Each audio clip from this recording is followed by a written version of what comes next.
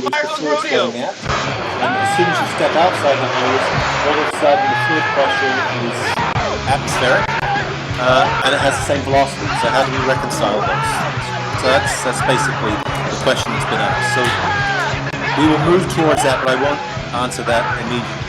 So this is an interesting movie, and if you look at the end of the material that we talked about last time, we actually deal with this in some moderate way. So I just wanted to take the stuff that we're talking about, do the obligatory recap of what we've done in terms of fluid dynamics, and take it the next step. So you recall that we talked about Bernoulli's equation in two modes: along a streamline, in which case we write it at 2 points.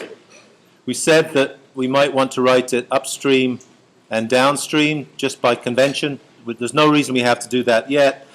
But what we haven't talked about is the case where we look at combining the Bernoulli equation, which we haven't done yet, with an energy equation which allows for the pump head that you put into a system. So for instance, if you had a pump in here between these points, and also the fact that we might get major and minor losses. So minor losses are when fluid goes around a bend in a piping system, for instance. Major loss is when it drags against the side of a pipe. A smaller loss per se, but it's continuous, and so it's classified as a major loss. And so the convention is to go from upstream to downstream when we're dealing with these losses, just because that's the convention. So remember that. The other part of the convention is that we always define elevation as positive upwards, which we'd like to do. And we can always write our expression between an upstream location and a downstream location. If it really is Bernoulli's equation and it's inviscid and there's no energy put into the system, no energy lost in terms of these losses, and no energy put into the system, then it's just the regular Bernoulli's expression that we have. So typically we'll use it in this form, not the differential form that we've dealt with. And we can use it to hopefully, we have 3 unknowns upstream, 3 unknowns downstream. Hopefully we can define 5 of them, and if we can do that, then we can figure out what the remaining one is. So that's basically our goal in this. If you recall the provenance of this term was mass times acceleration, and these terms on either side, just the units, were forces. Came from Newton's second law. So it's not F equals ma equals F, it's just the units, or the provenance of those terms. The pressure term and the elevation term come from looking at forces, and this is the acceleration, inertial acceleration, that you have to move something with. You have to apply force to be able to move it. And that's what we used.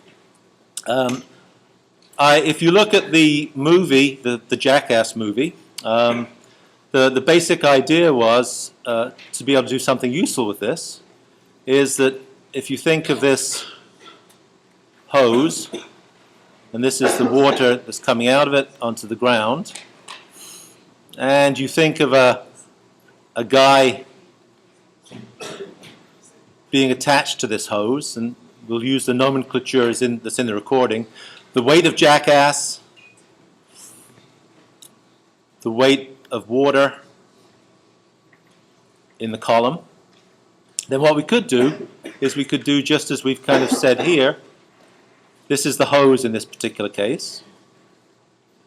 We could write Bernoulli's expression anywhere as it goes through this system here.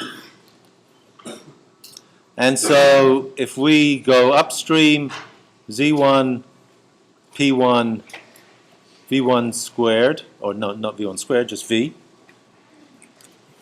And we can write the same here as the elevation 2, the pressure 2, and the velocity 2. Then we can make some choices as to what those terms are. We could also write it in here as well, inside the jet engine, so to speak. This is elevation 0, we don't need to, but pressure 0, and velocity 0 as well. So we can choose to write it anywhere we want. If we have it slightly out here, then we know that the pressure acting on this side is equal to atmospheric, and so we can put this pressure equal to 0. If we have it impinging on here and it stagnates, then we know the velocity here is 0, but we don't know what the pressure is. And we definitely know what the 2 elevations are, it's just the height difference between them. And so in this, what we have is, for instance, we might want to know what the velocity is that you have to apply to be able to support yourself. It's a simple question to be able to answer, because you need to be able to define a pump capacity to be able to flow at that particular velocity. So to do that, what you could do is you can just do a simple free body diagram. And the simple free body diagram is this. This is the water column. So this is the hose here. This is jackass somehow attached to this hose, which is part of this free body. And so this is the weight of jackass, the weight of the water. And we know that if the fluid pressure here is equal to 0, then also the fluid pressure acting on this face is equal to 0 at P1. And so the only remaining component we have is a fluid pressure that acts here, and that's equal to P2. And so our free body basically is the weight of jackass plus the weight of water has to equal the force due to this, which is going to be the pressure at point 2 multiplied by the area, right? And the area is just going to be the area, circular area of this column. And so what we should be able to do is with this, we can write Bernoulli. Bernoulli is going to look something like, if you write it in terms of P2, it's going to be something, what's it going to be? It's going to be P2 over the unit weight of water plus Z2, I'm going to run out of space, plus V2 squared over 2G. This term is going to be 0. This term, if we take our coordinate system here, is also 0. And that's going to be equal to, I'm running out of space, it's going to be equal to P1 over unit weight of water plus elevation 1 plus V1 squared over 2G. And so all the terms will cancel out. Pressure 1 we're going to get rid of. And so we're just left with a term which is pressure 2 over unit weight of water should be equal to Z1 plus V1 squared over 2G. And so,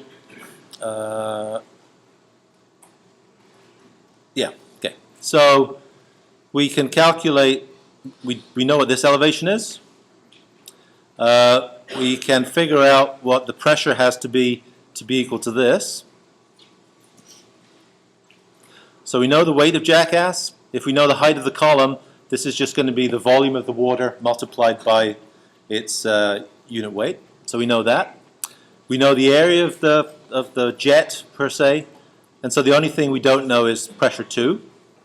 If we know pressure 2, we know the unit weight of water, we know this elevation, and then the only component we have to calculate is V1 squared over 2G. And so we can get the velocity squared. And so if you know what the weight is that you have to deal with, you could calculate what the velocity is that you have to apply to be able to keep that person airborne. So that's the example that's given in the end of the class from last time. The other one, which I think is kind of curious as well, if I can get it to do this, and see, is this, if any of you have ever seen the movie The Flying Scotsman, this is the same guy. I guess it's not a movie. This guy, well, he's a 50-year-old Scot who just set the world prone cycling record. So if you can't work out what this is his butt, these are his heels, this is his face down here, and prone physically means obviously prone, and he's pedaling. So I think it's a bike that's been made out of old bike parts, and it was done in Nevada, and the speed was something of the order of 50 miles an hour on a pedal bike.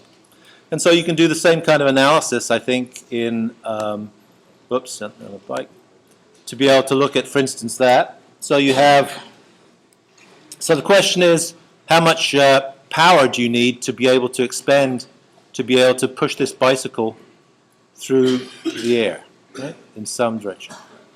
So we said also that with Bernoulli, we have some requirements. Inviscid, so no viscosity. incompressible, so you can't always do it with gases, but actually air works reasonably well, so the pressures, as long as the pressures aren't too different. And steady state.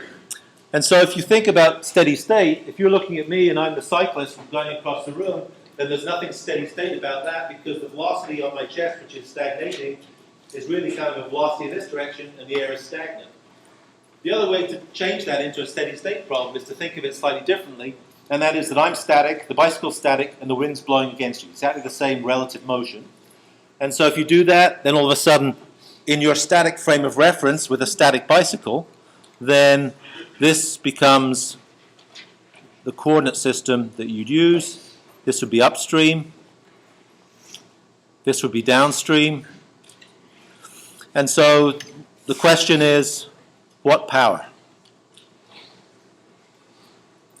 Well, very simplistically, you can look at it, ignore friction losses.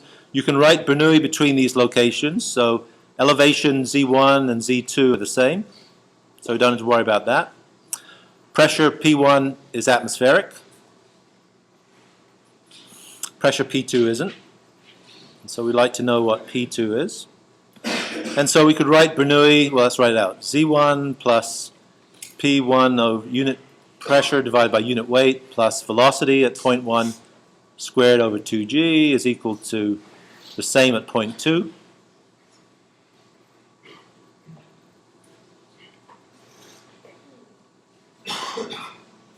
And so we're taking this as a velocity, so V1 is not 0, but P1 is, because it's atmospheric. Elevations aren't 0, but they both cancel out. I guess this is, I think that's what the book uses, right, to do that. The velocity is the same as our human velocity, because the bike's actually static. V2 squared, or velocity 2 is 0, and we just have pressure at point 2 is equal to V1 squared over 2g multiplied by the unit weight of air in this particular case, which is density of air times gravity. So we lose those two. And so we have a pressure. How do you calculate work?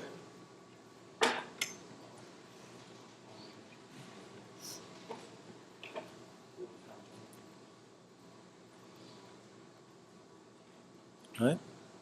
This is a force. Force times a length is work. Rate of doing work is a force times a velocity. So the pressure times the air is a force. That force moving at some velocity is going to give you V1, right? So this is newtons meters per second, which is a watt, right, per se.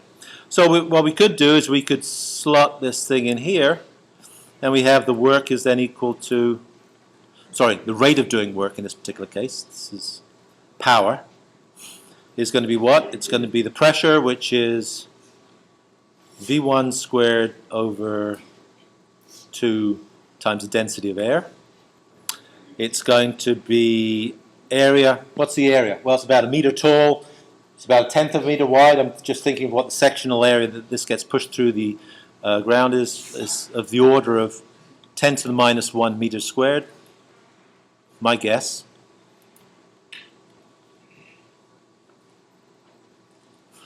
And the velocity, 50 miles an hour. That's what he got up to. 50 miles an hour is about 20 meters per second.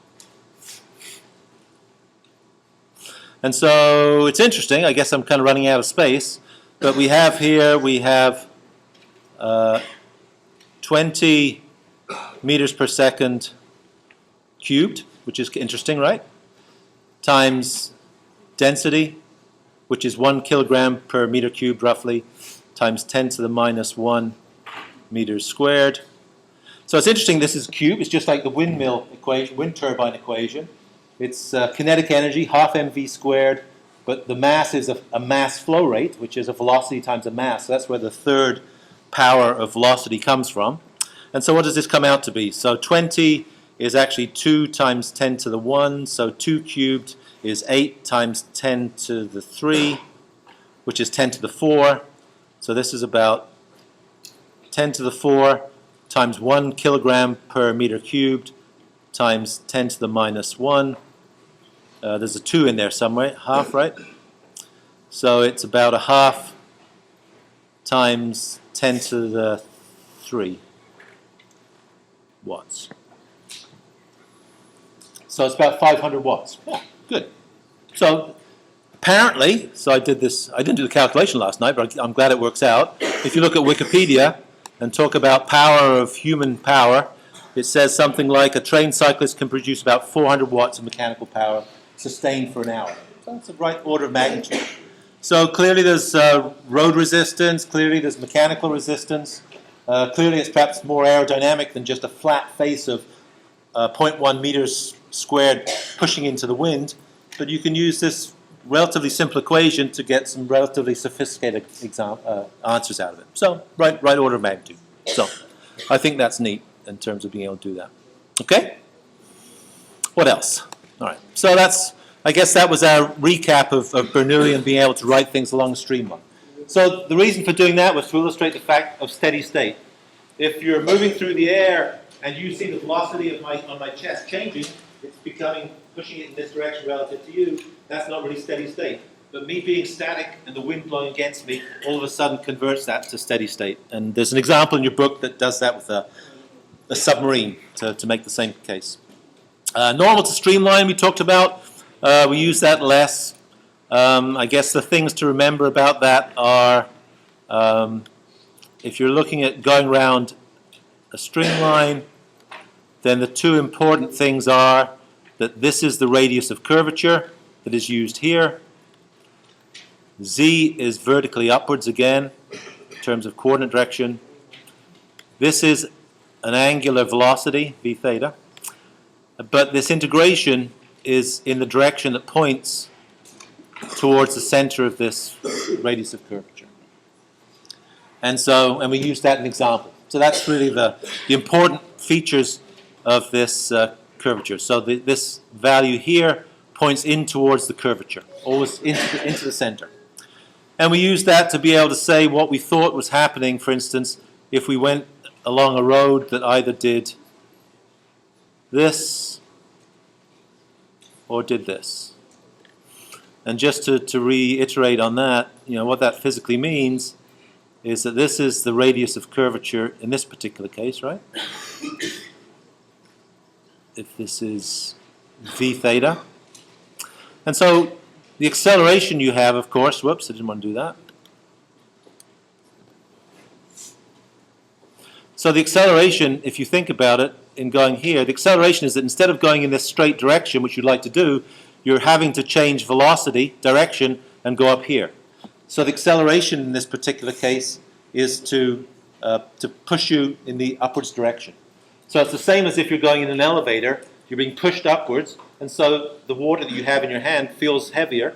And so if you looked at, for instance, the fluid pressure as you went down at this particular location, instead of being this pressure changing with depth, it would actually be a higher pressure, right?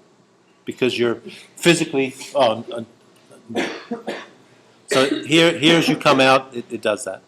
On here, this is the opposite. And this curvature here is that as you come across the top here, you'd like to go in this straight direction, but you are being forced to go downwards. And it's just like being dropped in an elevator, where you'd expect the pressure change in the liquid from our static analysis to be less than the hydrostatic depth. So that's the rationalization for that. So those are the big picture views, if you like, from what we talked about last time. So as part of these two expressions that we have are probably the two most important expressions in this class, and so you should feel relatively comfortable with them, and you can do some interesting things with them. Okay? So I'll leave it there. So what are the interesting things that we can do with them? Well, one of the interesting things that you can do with it is you can use the measurement of fluid pressures in flowing fields, fluid flow fields, to be able to calculate velocities. And this is something that's quite commonly used. I pulled an example here. In the tragedy of Air France flight 447. When was it? It was a couple of years ago, 2009. So it's 4 years ago now. Time flies. This is a plane that was coming back from Rio de Janeiro, or flying from Rio de Janeiro to Paris. And like all planes, it's kind of interesting that one of the really rudimentary pieces of equipment that seems kind of out of the dark ages is a Pitot tube, which I've just lost here, but it's in here somewhere. And as I said before, if you get onto the planes in State College, when you walk up onto the small planes we have, you'll see this just behind the passengers, the pilot's cockpit. And what it is just a tube that points forward. It has a hole in it, and it has the ability to points forward in the direction that you're traveling. And it has two annular tubes, one of which dead ends and faces forwards, and one of which is a hole in the side of it, which allows you to measure the pressure without killing the velocity. And so the story of this ill-fated flight was it left Rio, it went into a big thunderstorm just off the east coast of Brazil on its flight path to Paris, and actually the cross-Atlantic portion is really quite short there, to fly up through Africa, and it disappeared off the radar screen. And for 2 years it wasn't found, hide nor hair of it wasn't found, but ultimately what was suspected was that the Pitot tubes either froze over, so the holes at the tip were closed with ice crystals, gave false readings, pilots don't know what velocity they're going at, they have to guess, the plane stalled, and basically flew into the ocean as a result of that. So everyone was lost, unfortunately. Black boxes were finally found, the wreckage was finally found 2 years later. But it's amazing in some respects to think that such a poster boy for technology and advanced science, like an aircraft, really relies on something as relatively straightforward as this. So how does a Pitot tube work? So this is the tube that points forward. This is the front-facing part that was the tip that we saw on the previous one. And it basically tries to do the calculation that if you have velocity coming towards you, so again the argument is we're not moving this Pitot tube through the air, the Pitot tube on the plane is static and the wind's blowing past it, and so that allows us to be steady state. And we have two readings to make. We take a reading here where the velocity here is killed and happens to be 0 because we've killed it. It's the same velocity as it is way upstream ahead of the plane. And we have a second Pitot tube which also measures the pressure, but on the side of the tube. So being on the side of the tube, it doesn't actually kill the velocity. It's just happy to go across here, and the velocity past this point is just happy to be v1. v2 here has to be equal to 0. And so what you can do is you can write the expressions for the Pitot tube in terms of this red trace here, if you like, which is that the pressure at point 3 relative to the pressure at point 2, you can write Bernoulli's expression. The elevation different, well, if it's canked over this way, of course, z is no different from any of these points. I guess it would be if it's like this, but it's trivial compared to the pressures you're talking about. The pressure at this point, the elevation at this point is essentially 0, and because this is a dead end of a tube, it's not flowing through here and out, this is actually, the velocity here has to be 0. So v3 has to be equal to 0. So if you write Bernoulli for this equation, this point, the only component you have is pressure. If you write Bernoulli at this point, the velocity here has to be equal to whatever you're killing, the pressure that you have here, and the velocity which is upstream to you. If the tube is static, then you can also write the same set of relationships for the behavior at point 1. So you can write it at this location here, P1 and 4, right, the same one. They're on the same fluid circuit, if you like. And if you recognize that the pressure at point 2 has to be the result of killing this particular velocity, we can substitute it into the one that we have for this point here.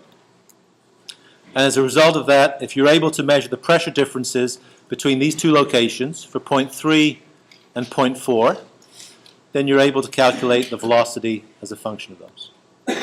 So Both of these are dead ends, so there's no fluid pressure transiting through this. So both of these tubes at point 3 and 4 dead end. So we measure the fluid pressures at P1, P3, and P4.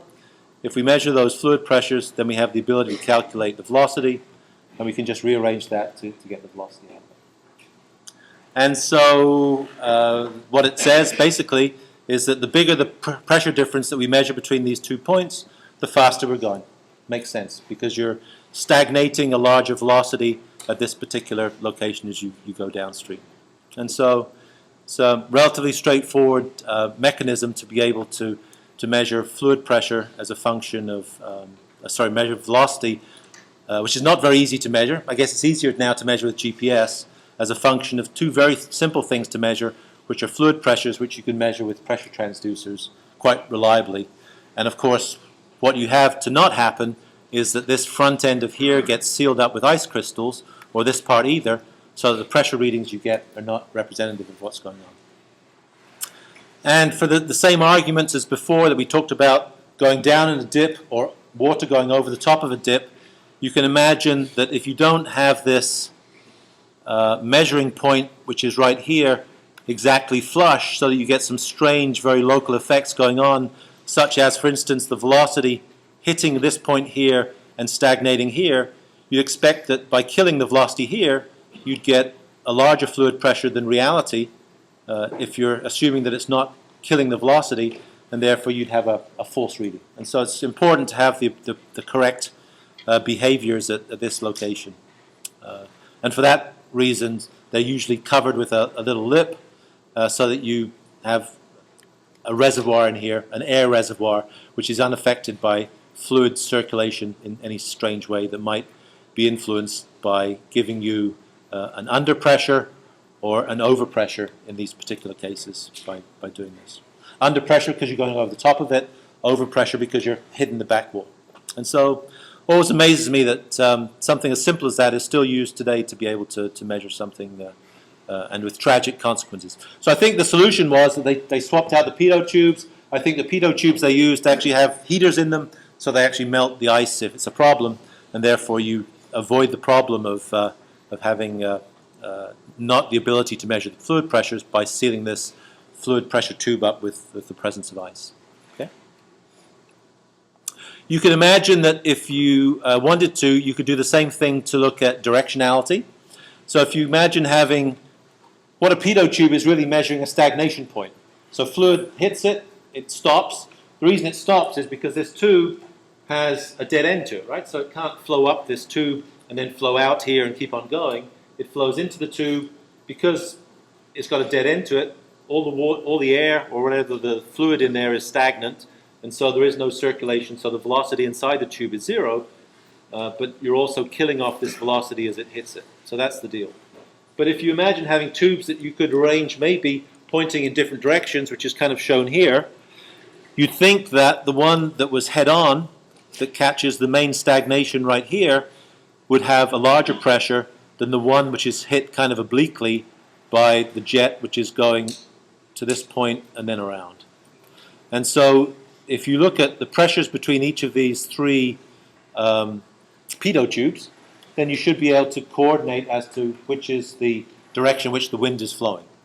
And so the one that would have the larger pressure in this particular case would be the one that's aligned most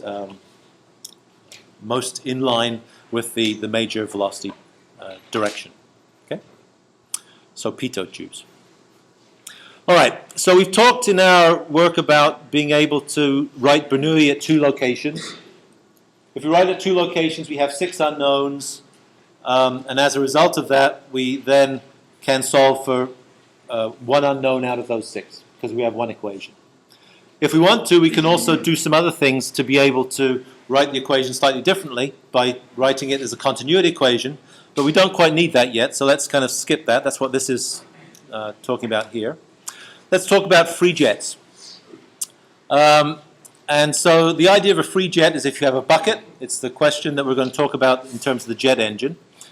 And so you can write Bernoulli in this bucket, again, at a number of different locations. You could write it in here. The problem if you wrote it in here is that you would now need to know the pressure at this location and the velocity at this location.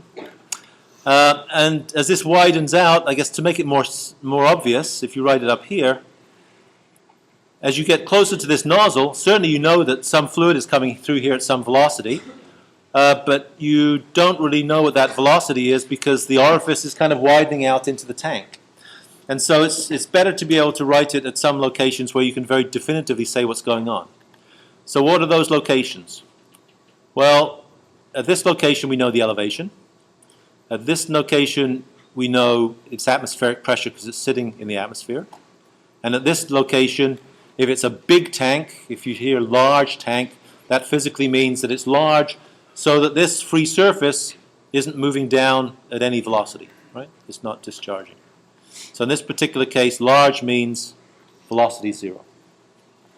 If you write it at the exit point from this, then what you're able to write here is it has the elevation of point 2, it has the pressure of point 2, and it has the velocity of point 2. This is perhaps what we'd like to know. This we know, the elevation we know, and the question is what is the fluid pressure? Certainly if you look at the fluid pressure here in the atmosphere, it has to be 0, it has to be atmospheric.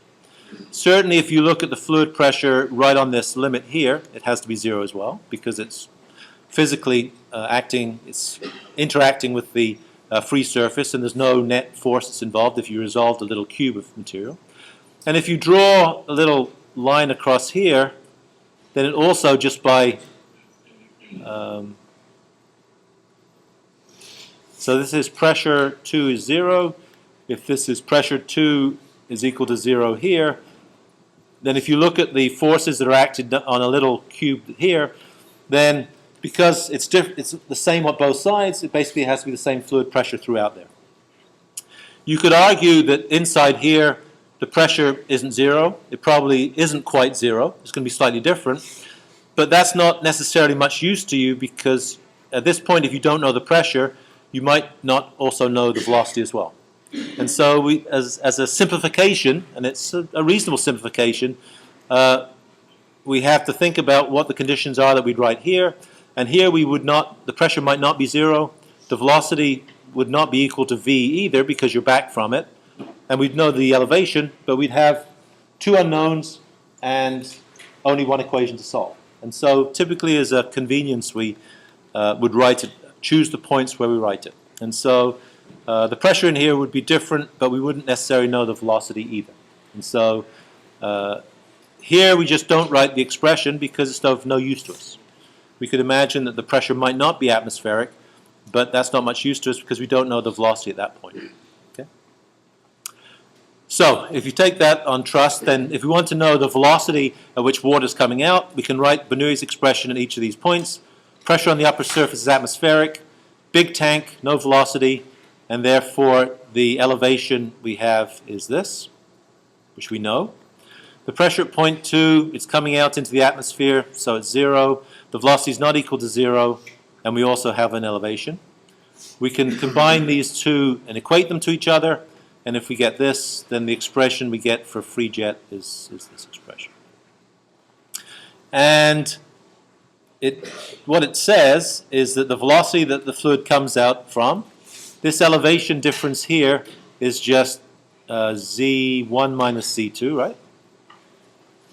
So remember again that we're taking our coordinate system as positive upwards.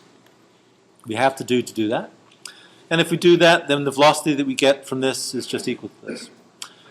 The interesting thing about this, I'm not sure where it gets into it here, is if you wanted to look at a different point, which was, say, some distance below this.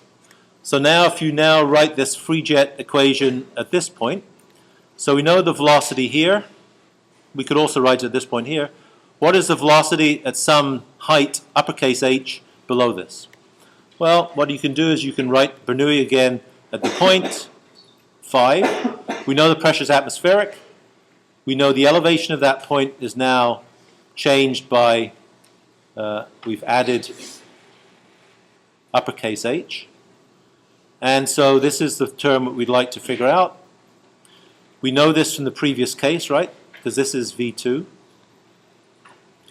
And we know the pressure 2 is equal to 0. And we know the elevation of this point. And so if we make the substitutions for each of these, then we end up with now a magnitude of this velocity, which is equal to this. And so it's interesting to think about what that is. So now the velocity at this point immediately below our free jet as it comes out of the jackass fire hose, some distance below that, maybe a couple of feet where 0.5 is, it's merely, the velocity at this point is merely the complete height between these two locations. Actually, we could have written it at 0.1 and at 0.5 straight away, and we would have found out that this height here, which is h plus lowercase h, is just the velocity that we're traveling with. And actually it's kind of interesting because actually it's no different from the velocity that you get if you take a ball and you just drop it, right? It's just coming out of a can. So it's free falling. So the gravity, if you like, in this ball as it travels down due to gravity is kind of weightless. So the column that you get coming out of this is just traveling at exactly the same velocity as a ball that you drop out of it. So it's kind of interesting. This is always the streamline velocity, and so it's always in the direction of the streamline. And in this particular case, our streamline going through this place is this nice red line that goes through here. I guess it's thinking about something, and then keeps on going through this point here. So this might be 0.5. So this is the streamline velocity. So this is V5. It's aligned along the streamline. There's nothing that we've done, for instance, if I don't want to give you whiplash, but for instance, if we put a horizontal nozzle on this tank and had the velocity coming out through this is our streamline, and this is V2 here, then V2 would also be equal to square root 2g times h. So it doesn't have to be necessarily that it's falling, although in this case it's a jet shooting outwards. If it's squirted horizontally, it would also be traveling at the same velocity as if it was coming out the bottom of the tank, just doing the same amount horizontally. And that is because we're always writing this along the streamline from point 1, which is up at this point here, and this is our point 2 as it comes out here. So it doesn't matter about that. Typically, if you look across, the difference, I guess, if you have a horizontal nozzle is that there is some difference in the head that's across this nozzle because it has some height to it. But perhaps we can ignore that. We can make some simplifications just to ignore that. And also there'd be some velocity distribution across it. We're assuming that the velocity distribution is uniform. That's good enough for Bernoulli. We'll talk later on about whether that's good or bad. Turns out that it's actually pretty good. If you imagine fluid coming out of this orifice, what it does have to do is that the fluid coming around a streamline that goes here, instead of coming out at the same width as the orifice, as the hole, which is this diameter here, it contracts some amount. And it contracts because it has some momentum as it goes around this curvature, but the effect is not very big. And so you actually get some reasonable results from doing the calculations the way that we've talked about it. And so we don't need to talk about that. All right? A couple of examples just to use this. I'm not sure we'll get through those today. But to be able to relate to this. So actually, let me just, since we're talking about free jets, let's see if we can get this final of these things. So also, Jesse Sharp, I had to look this up. I was working in Ontario at the time. I remember Jesse Sharp. Let's see if we get this. So Jesse Sharp was a guy from Tennessee who decided that he wanted to kayak over Niagara Falls in June of 1990, I believe it was. And I don't know if the volume's on this.